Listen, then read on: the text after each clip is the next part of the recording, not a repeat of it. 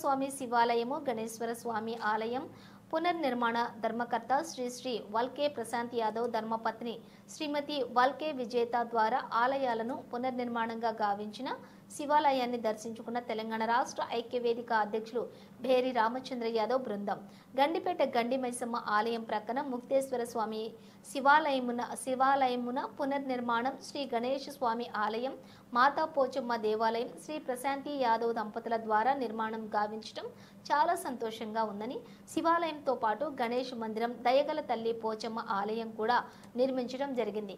గండిపేట చెరువు గండి మైసమ్మ గోల్కొండ చరిత్రకు ఉన్నంత ప్రాధాన్యం ఉంది. నిజాం నవాబుల కాలం నుండి కూడా పూజలు, నైవేద్యాలు, వేద పండితులచే అర్చనలు మరియు గొప్ప నెల పూజలు, ఆవిష్కారాలు జరుగుతూనే ఉంటుండేవి. ముఖ్యంగా ఆషాఢ మాసం బోనాలకు గోల్కొండ మరియు గండిపేట గండి మైసమ్మ హైదరాబాదుకు తలమానికంగా ఉండేవి. కొంతమంది ముస్లిం పాలకులు హిందూ దేవాలయాలను కూడా అభిమానంగా, మర్యాదగా చూసేవారు. ఆ కాలంలో కూడా గండి మైసమ్మ ఆలయం పూజలు జరిగేవి. పక్కనే శివాలయం, మరికొన్ని చిన్న చిన్న ఆలయాలు కూడా వెలసినవి. ఈ మధ్యనే ప్రశాంతి యాదవ్ లాంటి పెద్ద ధర్మకర్తలు దేవాలయాల నిర్మాణానికి, పునర్నిర్మాణానికి పూనుకోవటం గొప్ప విషయం.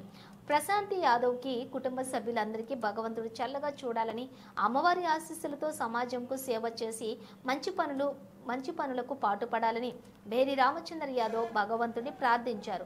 ప్రశాంతి యాదవ్ మరియు వారి యొక్క స్నేహితులు, అభిమానులు భేరి రామచంద్ర యాదవ్ని, బృందంలో ఉన్నటువంటి బీసీ ఫెడరేషన్ అధ్యక్షులు ఆర్కే సాయన్న ముదిరాజుని, శేర్లింగంపల్లి సంయుక్త కార్యదర్శి సత్యనారాయణ యాదవ్ని, సభ్యులను శాలువాలతో సత్కరించి ఆలయ సందర్శన గావించారు. భేరి రామచంద్ర యాదవ్ శివాలయము, గండిపేట గండి మైసమ్మ ఆలయం సందర్శించి దర్శనం చేసుకుని భగవంతుడు అందరినీ చల్లగా చూడాలని కోరటం జరిగింది. ఈ కార్యక్రమంలో వైస్ చైర్మన్ గొర్ల వెంకటేష్ యాదవ్, బేరి రామచంద్ర యాదవ్ తో పాటు ఆర్కే సాయన్న, ముదిరాజ్ సత్యనారాయణ యాదవ్, మణికంఠ, రాష్ట్ర మంత్రివర్యులు మరియు మాజీ మంత్రివర్యులు, ఎమ్మెల్యేలు, ఎంపీటీసీలు, సర్పంచులు, వార్డు మెంబర్లు మరియు గ్రామ పెద్దలు, మహిళలు, యువజన నాయకులు, పెద్దలు పెద్ద ఎత్తున పాల్గొని స్వామివారిని దర్శించుకుని తీర్థ ప్రసాదాలు, అన్నప్రసాదాలు స్వీకరించారు. అందరికీ ఆ స్వామివారి మరియు కట్టమైసమ్మ అమ్మవారి కరుణా కటాక్షాలు కలగాలని కోరుకున్నారు.